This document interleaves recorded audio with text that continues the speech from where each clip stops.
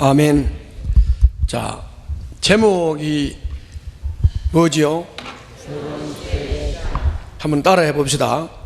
새로운 시대의 시작. 그 오늘 본문 64절 65절에 보면 이런 말씀이 나오죠.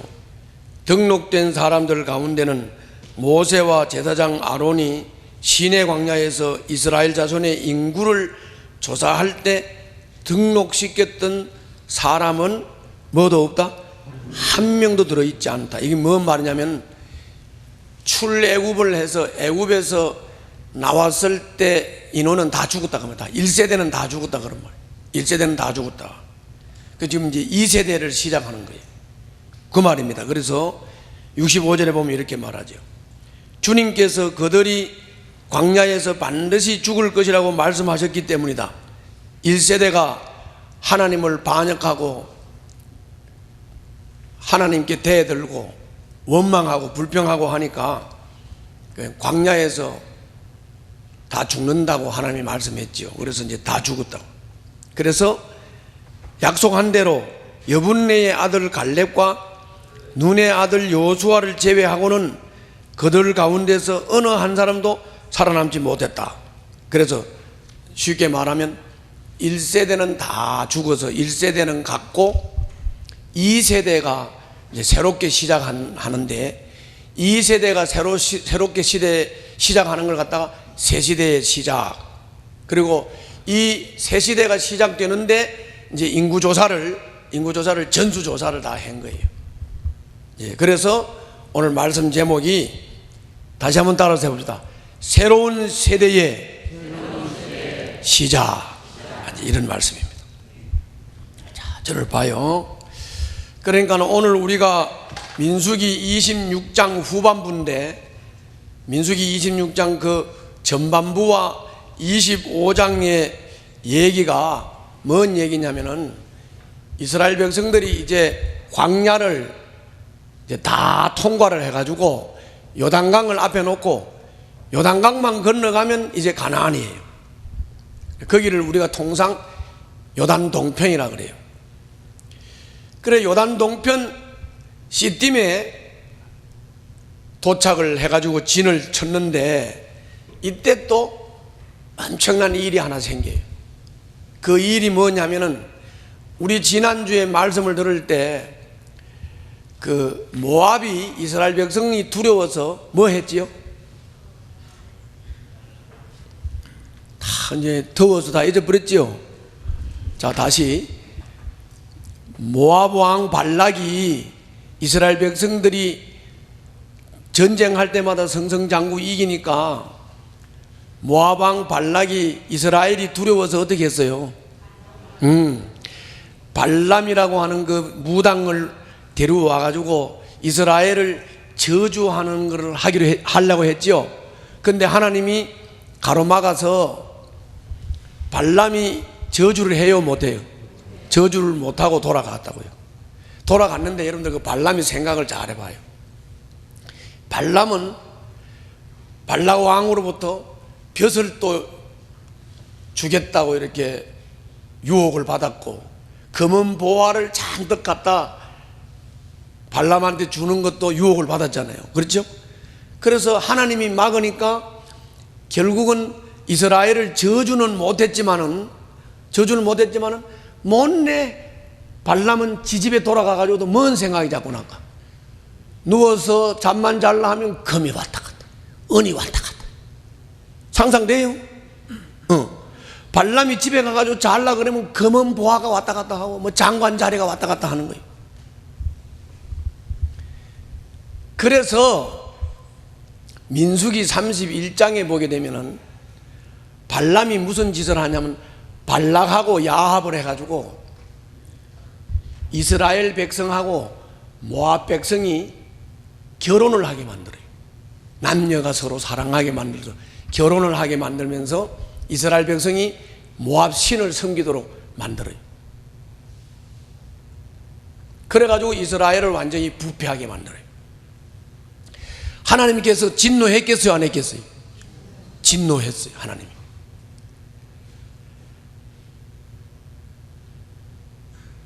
이스라엘 백성이 모압 시내에 가가지고 절을 하고 바알 부올하고 합해가지고 결합을 해서 그냥 우상을 섬기는 사람들이 되어버리니까 하나님이 몹시 화가 났어요.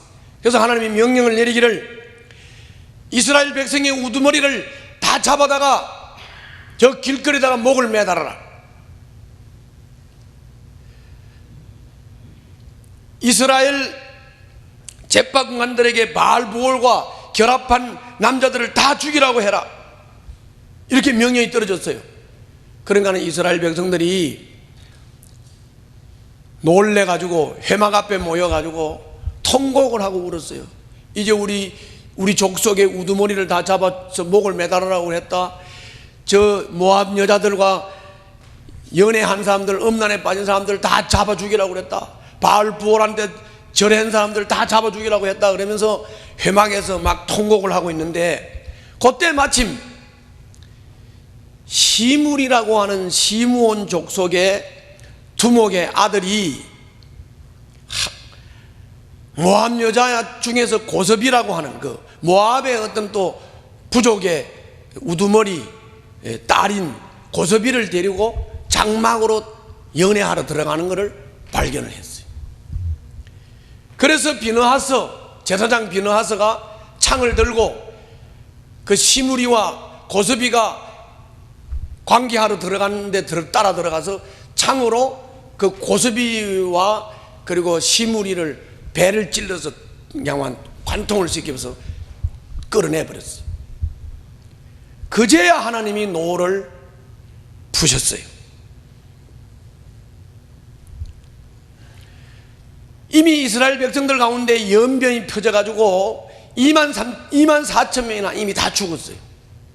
이런 사건이 요단 동편에서 요단강을 앞에 놓고 가나안을 한눈으로 바라보면서 이런 일이 일어난 거예요.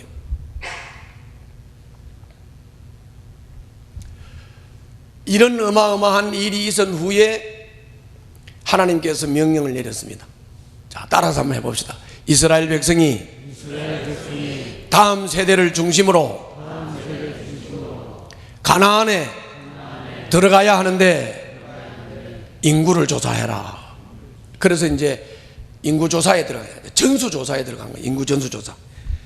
이스라엘의 인구 조사를 하면 여자는 인구 조사에 넣지를 않았어요. 그리고 이제 남자들을 인구 조사를 했는데 20살이 넘어서 군에 갈 사람들을 전부 조사를 다 해서 어느 지파에서 몇 명, 어느 지파에서 몇 명, 어느 지파에서 몇 명, 이게 이제 조사를 다 했어요. 조사를 다 해보니까 조사 결과 몇 명이 남았느냐면 60만 1730명이 계수가 되었어요. 이스라엘 백성들이 맨 처음에 애굽에서 나올 때 전수조사를 다 했는데 그 1세대를 전수조사했을 때 인원이 몇 명이냐? 60만 3550명인데 이제 1세대가 다 죽고 60만 3550명이 다 죽고 2세대를 이제 인구조사를 다 해보니까 60만 1730명이 됐어요. 인구가 줄었어요, 늘었어요? 조금 줄기는 했지만은 처음 나올 때하고 비슷비슷하지요? 그래요, 안 그래요? 처음 이스라엘 백성들이 애굽에서 나와서 광야 생활을 하면서 1세대가 다 죽었지만 2세대가 다시 형성이 되면서 2세대도 60만 1730명이 됐으니까 1세대가 나올 때하고 똑같은 인원이 된 거예요. 이거는 뭐냐? 이건 뭐냐? 자, 따라서 합시다. 하나님이 돌보시면 민족이 멸망한다, 안 한다? 멸망하지 않는 거예요.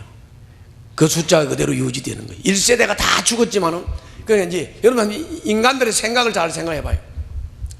1세대가 그냥 하나님 반영하다가 죽고, 반영하다 죽고, 불평하다 죽고, 원망하다 죽고, 그러니까 1세대들이 하나님 앞에 심판받아 죽는 사람들을 바라보면서 무슨 생각을 하겠어? 이래다 우리 민족 다 망하겠네, 이래다 우리 민족 다 멸족돼야겠네, 이런 생각 했겠어요, 안 했겠어요? 요새 우리 이 세상 돌아가는 거를 이래 보면서 세상이 막 기맥히게 돌아가면 우리가 뭐라 그래요? 아이고 이제 말세네, 이 세상 이제 끝날 것 같아, 이 나라 망하겠네, 이런 소리 해요, 안 해요? 마찬가지예요. 1세대가 다 죽어가니까 그걸 바라보는 사람들이 1세대가 이렇게 죽어가는 걸 보니까 이제 우리 민족 망했다 이랬는데, 사실은 인구조사를 다 해보고 나니까 1세대 때 인원이 죽기는 죽었지만은 하나님은 새 세대를 일으킨 거죠. 이해가요? 새 세대를 일으켜서 새 세대가 이미 60만 1730명이나 됐으니까, 자, 따라서 합시다.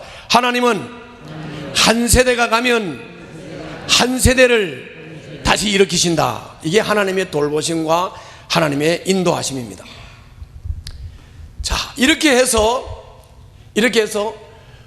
그 다음에 오늘 그 본문의 중간에 보게 되면은 이제 레위인들의 인구 파악 조사, 인구 조사하는 것도 나와요. 레위인 인구 조사를 보니까 23,000명이에요. 23,000명. 여기는 이스라엘의 인구 조사는 20살 넘은 장정들을 인원 파악을 했는데, 여기 레위인들은 젖먹이부터 남자들을 인구 조사를 해보니까 23,000명이고, 이 사람들은 이스라엘의 인구수에 넣지를 않았어요. 왜 인구수에 넣지를 않았느냐 하면은, 이 사람들은 제사 업무, 성막의 업무를 주로 하고 전쟁을 하지 않고 땅을 분배받지 않기 때문에 이 사람들은 인구조사에 들어가질 않았어요. 이것이 오늘 본문의 내용입니다. 자, 이 오늘 본문 내용 중에 우리가 이제 몇 가지 주의해서 우리가 좀 살펴봐야 할 부분이 있어요. 첫째로 살펴봐야 할 거, 그게 뭐냐면은, 따라서 합시다. 새 시대가 시작하다. 다 큰 소리를 따라해봐요. 새 시대가 시작되다. 하나님께서 새 시대를 일으키셨다. 이제 이런 뜻이에요. 여기서 이제 중요한 게 뭐냐? 그 인구 조사가 다 끝난 다음에 오늘 본문 끝에 보면 아까 말씀드린 대로 여호수아와 갈렙을 제외하고는 출애굽 당시 1세대는 한 사람도 남은 자가 없다. 1세대는 광야에서 다 죽었다. 이제부터는 2세대가 시작을 한다. 새 시대가 시작되고 있다. 이런 말이에요. 여기서 여러분들은 안목을 좀 가져야 돼요. 무슨 안목을 가져야 되느냐? 1세대는 끝났지요. 그럼 이제 사람 개인으로 보면 그래요. 자, 이걸 봐요. 안태주인 세대는 내가 죽으면 어떻게 돼요? 안태주인 세대가 끝나는 거예요. 그럼 그 다음에 누구 세대가 시작될까요? 안소명의 시대가 시작된다. 안소명이 누군지 모르지. 내 아들이요. 하나밖에 없는 아들. 인간도 자기 세대가 가면 다음 세대가 오는 겁니다. 다음 세대가 오는 거예요.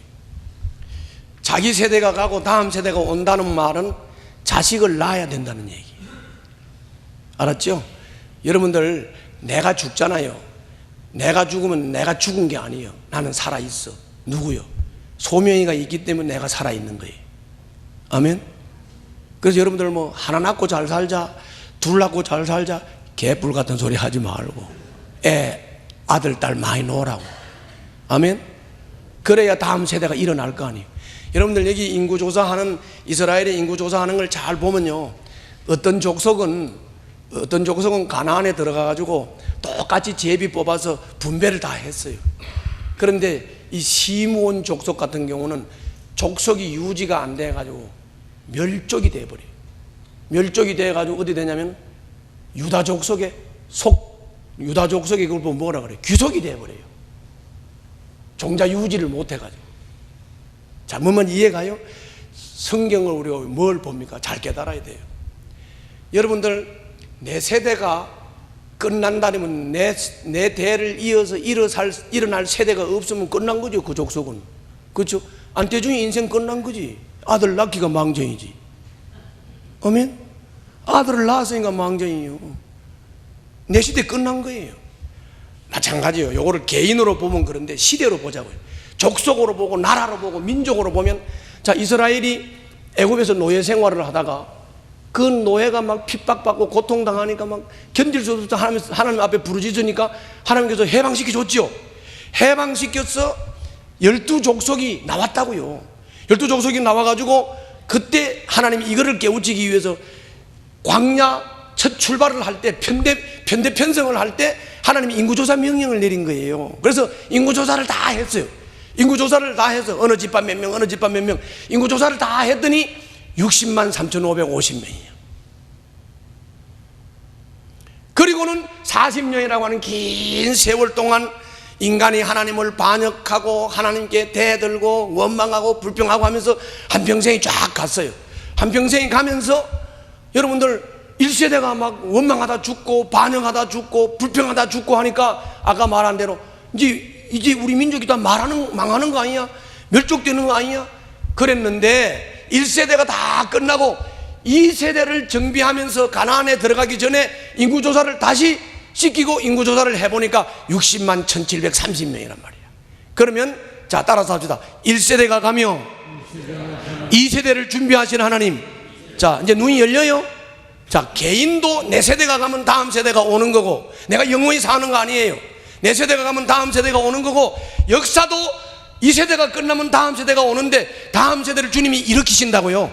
근데 다음 세대를 일으키시는데 개인을 보면 개인이 다음 세대를 준비하지 못해서 멸족이 되는 가정이 있는가 하면, 어떤 족속은 시몬 족속 같은 것은 족속이 다 멸해서 그냥 유다의 귀속이 되어버리는, 이렇게 없어지는 족속도 있다 이런 말이죠. 그럼 그렇게 안 되려면 우리는 하나님이 축복하신 생육하고 번성하라 땅에 충만하라 이 하나님의 명령에 충실해야 되는 줄로 믿습니다. 생육하고 번성하는 것은 하나님의 명령에 순종하는 거예요. 그래서 나는 그거 모범 보이려고 알 넷을 낳았어. 딸 셋, 아들 하나 낳았어. 그래서 아들을 줬으니 망정이지, 아들을 안 줬으면 다음 세대가 끊어질 뻔했죠. 1세대 이거 잘 기억을 하시는 거예요. 알았지요? 그 다음 얘기예요. 그 다음 얘기는 뭔 얘기냐?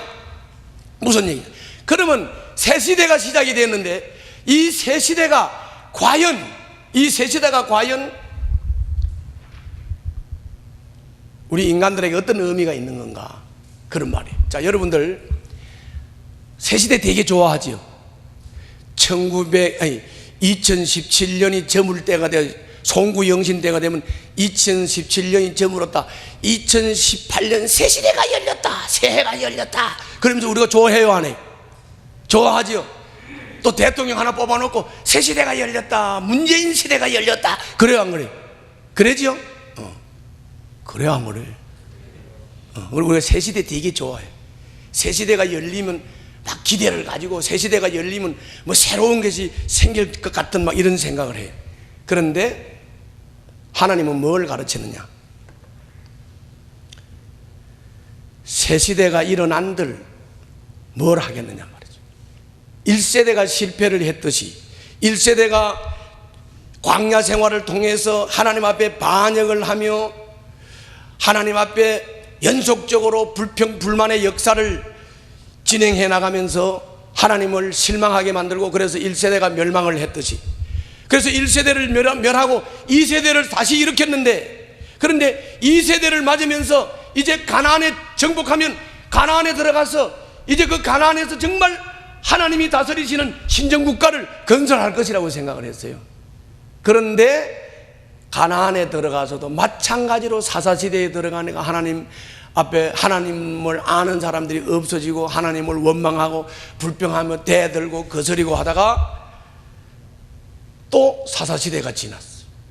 사사시대가 저무니까 열왕시대가 왔습니다. 열왕시대를 맞으면서 왕정시대에 얼마나 큰 기대를 했습니까? 그러나 왕정시대도 또 하나님의 반역의 역사의 연속으로 또 포로시대가 왔어요. 포로시대가 오니까 또 포로로 잡혀가고 나라가 다 망해버렸어요. 다시 포로 귀환시대가 왔어요. 포로 귀환시대가 오니까 야, 새 시대가 열렸다, 포로가 귀환됐다, 이제 하나님이 다스리는 나라가 올 것이다. 그래서 포로 귀환이 돼가지고 와서 보니까 또 마찬가지로 그때기. 그래서 페르시아 시대를 지나서 헬라 시대를 지나서 이집트 시대를 지나서 시리아 시대를 지나서 마카비 시대에 와가지고 마카비가 독립운동을 하면서 이스라엘 회복운동을 했습니다. 그때 또 생각하기를 야, 이제 이스라엘이 회복되는가 보다. 그런데 또 로마가 점령을 해서 또 로마 지배를 또 받게 돼요. 이렇게 되니까 이스라엘이 이런 고민을 하게 된 거예요. 이런 고민을. 그러면 하나님이 새 왕을 주셔서 영원한 나라를 주시겠다는 약속이 뭐야?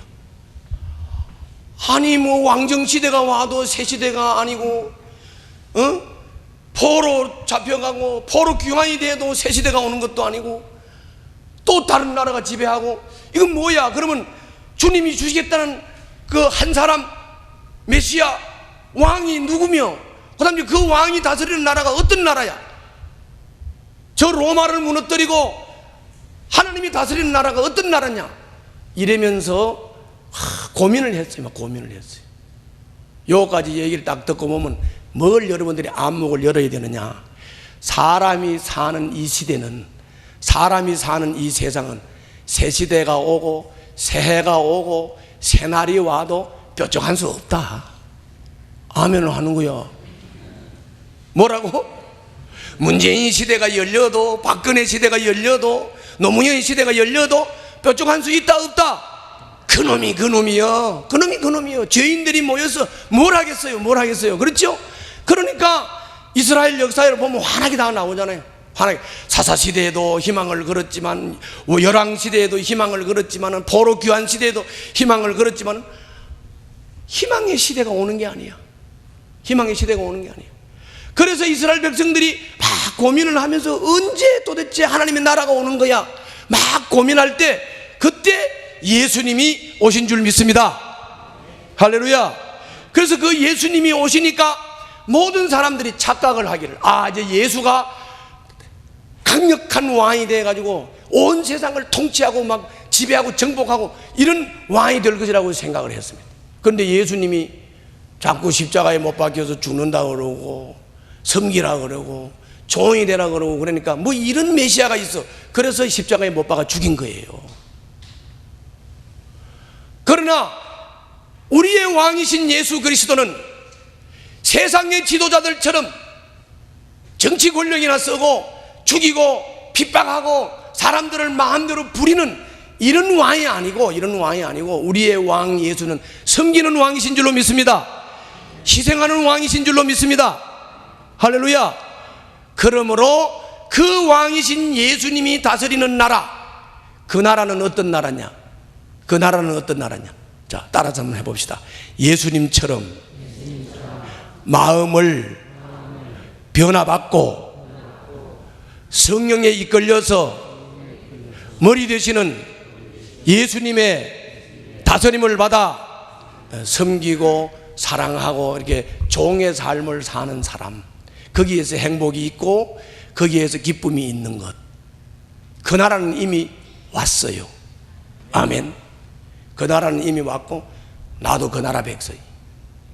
여러분들은 아직도 막 욕심에 이끌리고 막 권력을 잡고 싶고 짱이 되고 싶고, 그래서 막 이 나라에서 막 부귀 영화를 누리고 싶고 이러면 이건 아직도 하늘나라에 속한 사람이 아니야. 나는 하늘나라에 속했어요. 이 시대가 바로 영원한 시대입니다. 아멘. 그게 예수님이 다스리는 시대. 그게 새 시대예요. 그게 새 시대. 다시 한번 말씀드리지만 인간이 다스리는 시대는 새해가 열려도 새 정부가 와도 달라질 게 있다 없다? 없어요. 착각하지 말라고요. 착각하지 말라고. 진짜 새 시대는 예수 그리스도가 왕이 되셔서 다스리는 나라, 하나님 나라인 줄로 믿습니다. 우리 모두가 예수님을 구주로 영접하고 예수님처럼 살겠다고 마음에 다짐을 하고 예수 그리스도를 나의 주로 모시고, 예수 그리스도를 나의 주로 모신 사람은 바로 예수님처럼 마음이 바뀐 사람. 그래서 섬기고 종처럼 살고 주님의 다스림을 받는 삶을 살아서 사랑으로 남을 섬기는 이런 공동체, 이게 하늘나라 백성인 줄로 믿습니다. 이런 백성은 이 세상에서 뭐 누가 성공을 했다, 누가 뭐 권력을 잡았대, 누가 뭐 유명해졌대, 뭐 이런 거 상관없어. 어떤 누구 기와집에 산대, 누가 몇 억짜리 집에 산대, 몇십억짜리 집에 산대, 이런 거 상관없어. 상간 초막에 살아도 운막집에 살아도 예수님이 다스리고 예수님의 다스림을 받으면서 그 안에서 예수님이 주시는 참 기쁨을 누리는 사람, 이 사람이 새 나라의 새 시대의 백성이요 새 시대의 영원한 삶을 누리는 하늘나라 시민인 줄로 믿습니다. 여러분들 그 나라를 여러분들 이 땅에서도 누리고 그 나라를 소망하면서 매일매일 주 안에서 기쁨을 누리는 여러분들 되시기를 주님 이름으로 축원합니다. 두 번째 얘기입니다. 두 번째 얘기는 인구조사를, 저를 봐요. 자, 두 번째 얘기는 인구조사를 다, 전수조사를 다 한 다음에, 전수조사를 한 다음에, 자, 따라서 한번 해보자. 너희들 가나안에 들어가면 땅을 분배를 해라. 이거 이제 땅을 분배를. 그게 이제 기업이에요. 그게 이제 이 땅에서 이제 그 기업으로 주는 거예요.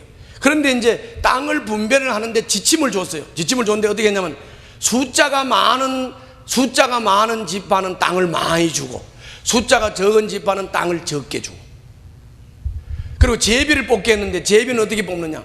땅이 큰 사람들끼리, 땅이 많이 차지하는 사람들끼리는 이게 이쪽 땅을 차지하느냐 저쪽 땅을 차지하느냐 하는 문제는 제비를 뽑도록 했어요.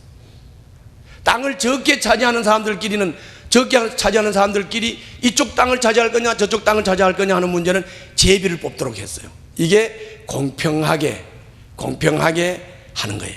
공평하게 하는 거예요. 자, 그래서 여기서도 다시 애를 많이 낳아야 된다, 적게 낳아야 된다? 많이 낳아요. 그러면 주님이 땅을 많이 주실 거예요. 자, 이스라엘 백성들이 가나안에 들어갈 때 땅을 많이 줬다는 말은, 요새로 말하면 애를 많이 낳아 놓으면 왜 이렇게 입을 벌리고 자나? 자, 애를 많이 낳아 놓으면, 애 많이 낳아 놓은 거, 이거 먹고 사는 거 지가 다 해결합니다. 여러분들 그거 잘 알아야 돼요. 자꾸 이러지 마세요. 그 세상 놈들이 자꾸 논리 짜는 거예요. 애를 하나를 낳아서 대학을 졸업시키는데 뭐 몇 억이 들어가고, 그러니까 열을 낳으면 10억이 들어가야 되고, 이따위 계산법이 어디 있어요? 그런 계산법이 어디 있냐고요? 아이는 낳아 놓으면 자라게 돼 있어요. 아멘. 여기 이민남 형제 요구 하잖아요. 아이가 6입니다. 다 잘 자라는데 똑똑해요, 애들이요. 6명이 어울려서 사니까 똑똑한 놈이 나온다고. 거기에 임광성이는 학교에서 공부하는데 1등이야 6명을 가르치다 보니까 애 뭐 뒷바라지를 제대로 하겠습니까? 그런데 학교에서 공부를 제일 잘한다니까. 이 원리를 잘 모르죠. 우리 애 넷 낳았는데 그 계산해가면서 한 명 대학 보냈는데 1억이 더 간다는데 요따구 계산법이 어디 있냐고요. 자, 따라서 합니다. 알을 많이 낳아야 기업을 크게 일으킨다, 땅 많이 준다. 이게 하나님의 원리, 아시겠어요? 중요한 원리예요.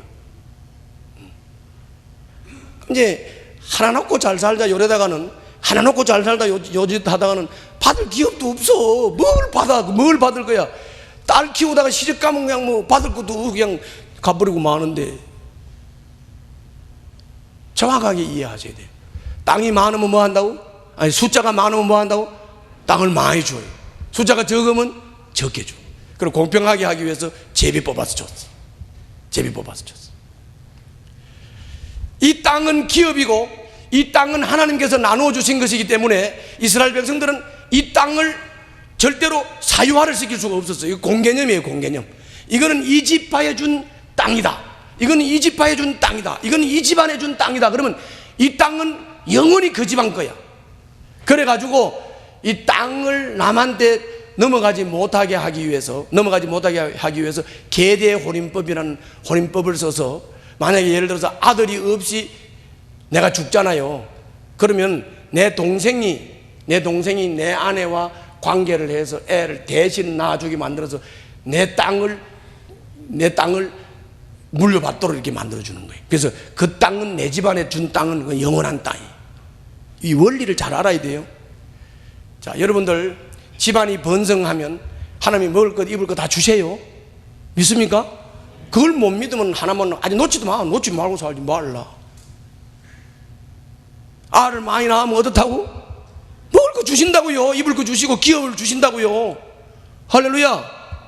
이거 잘 알아야 돼. 그리고 그거를 계대 혼인법에 의해서 그 집안에 준 기업은 절대 물려받게 돼 있어요. 전수하게 돼 있어요. 그래가지고 이게 희년법, 안식년법이라는 게 뭐예요? 희년법이라는 게 뭐예요? 희년법은 뭐냐면 이런 거거든.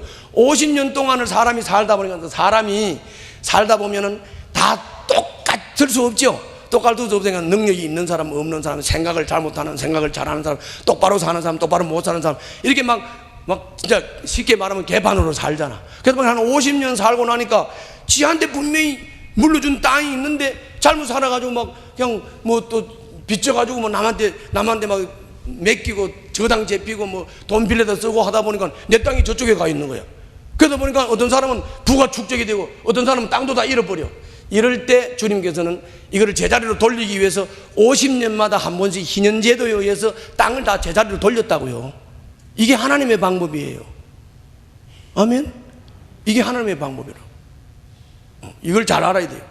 이걸 잘 알아야 돼요. 반복하지 않겠습니다. 우리는 숫자가 많아야 기업을 많이 받게 되고 그 주신 기업은 영원하도록 대를 물려서 전수하도록 되어 있는 것이 하나님의 방법이기 때문에 우리는 뭘 믿어야 되는 거냐? 그걸 믿어야 되는 거예요. 아멘? 그걸 믿어야 되는 거예요. 자, 마지막으로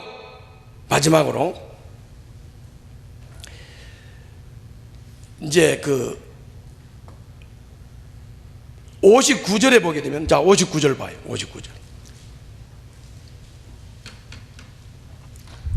59절 보고 있어요? 자, 읽겠습니다. 시작.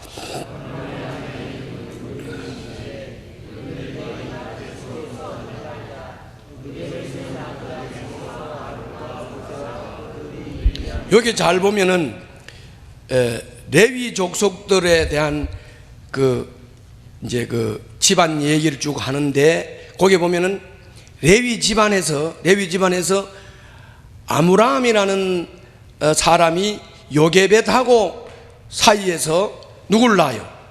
아론하고 모세하고 미리암을 낳지요. 미리암을 낳아요. 맞습니까? 네, 그렇습니다. 그 다음 또 잘 봐요. 그 다음 또 잘 보면 거기 58절을 보면, 자, 58절 보고 있어요? 58절 또 57절도 안 봐요. 거기 보면 그 똑같이 레위 족속 얘기 나오죠. 거기 보면은 게르손 족속, 고핫 족속, 머라리 족속 나와요, 안 나와요? 나오죠. 고라 족속도 그 밑에 보면 나오고요. 자, 58절에 보면 레위 가족 중에 림니, 헤브론, 마흘리, 그리고 무시, 그리고 고라 이렇게 나오죠. 이렇게 쭉 나와요. 거기 쭉 나오면 저를 보세요.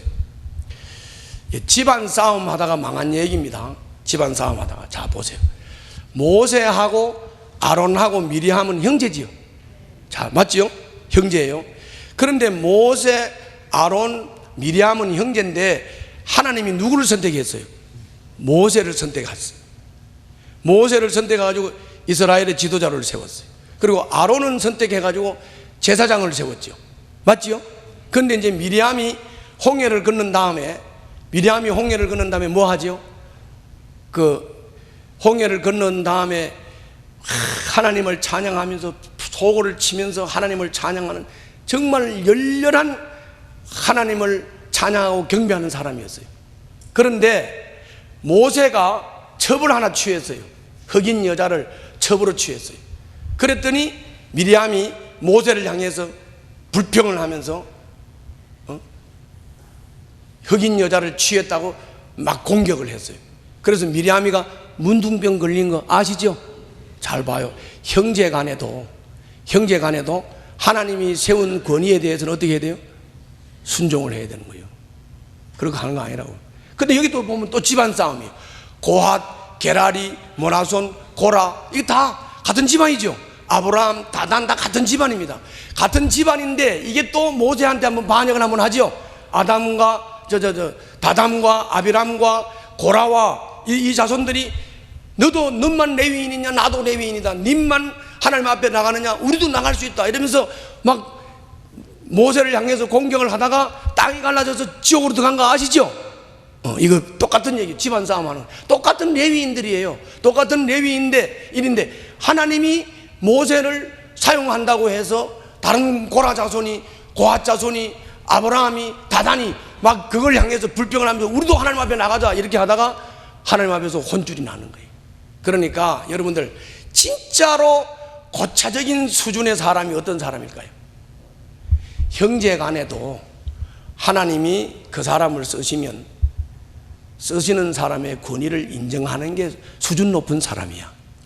그리고 우리 장모님은 평생을, 내가 결혼해가지고 40년을 살아도 장모님은 나를 보고 이 사람아라는 말도 안 해요. 꼭 목사님이 나를 보고 목사님, 꼭 목사님이래. 근데 자기 자식이잖아요. 왜 그래요? 영적인 원리를 아는 거예요.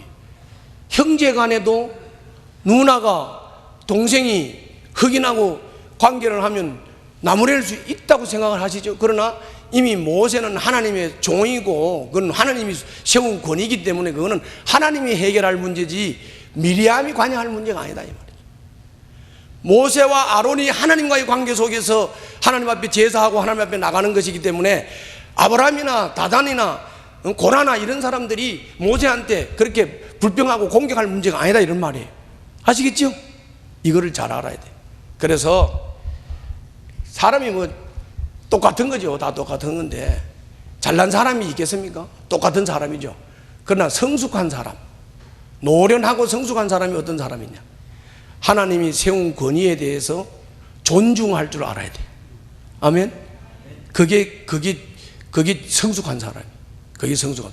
니랑 내랑 똑같은데 니만 밥 먹고 사냐? 나도 밥 먹고 산다.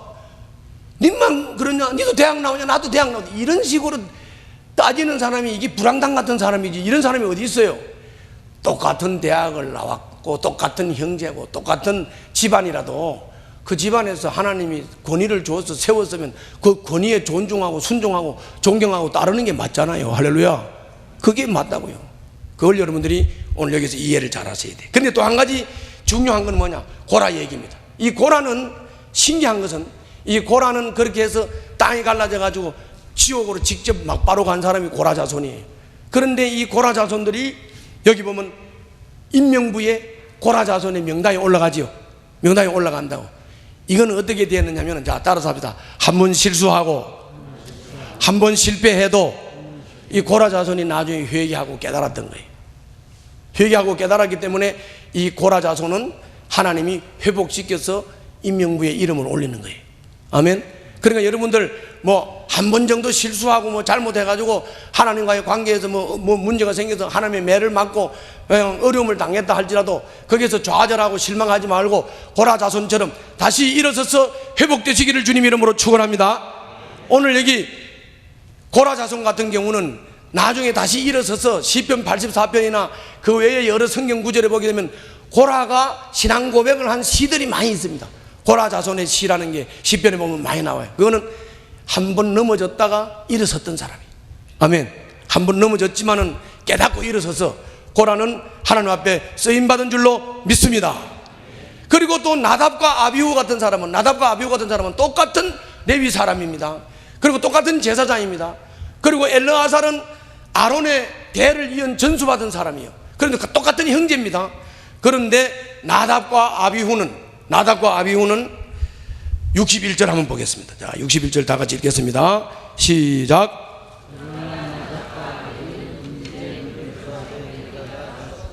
예.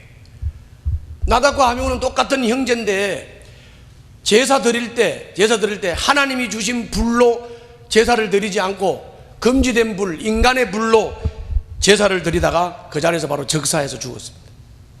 자, 이렇게 해서 종합적으로 정리를 해서 말씀을 드리면 오늘 말씀은 진짜 새 시대는 예수님을 왕으로 모시는 거듭난 자들이 예수 안에서 누리는 참 행복과 기쁨이 참 새 시대다. 참 새 시대다. 하나님 나라의 분배 원칙은 공평한 원칙인데 이 땅은 숫자가 많은 사람에게는 많이 주고 적은 사람에게는 적게 주는 이 원리를 따라서 우리는 주님이 생육하고 번성하라고 하는 이 법을 우리가 따르고 순종해서 자식들을 많이 낳고 자식들을 많이 두는 게 다복한 것이고 이것이 하나님께서 주신 복이고 이 복은 다 하나님께서 그 복을 따라서 누리도록 하신다고 하는 것을 우리가 잘 명심을 해야 되고, 이제 우리가 삶을 살 때도 마찬가지로 내가 고라 얘기도 했고 나답과 아비후 얘기도 했고 모세와 아론 얘기도 하고 미리암 얘기도 했지만은 우리가 진짜 성숙한 사람은 하나님이 세운 권위를 적어도 알아보고 존중하고 존경할 줄 아는 사람. 또 그러나 이런 데 있어서 실수를 해가지고 자기가 잘못됐다 할지라도 또 회개하고 바로 서면 고라처럼 다시 쓰실 수 있다는 것도 우리가 여러분들이 잘 깨달아서 자기가 하나님 앞에서 바른 관계를 가지고 신앙생활을 할 때 신앙의 복이 임한다고 하는 사실을 깨달으시기를 주님 이름으로 축원합니다. 기도하겠습니다.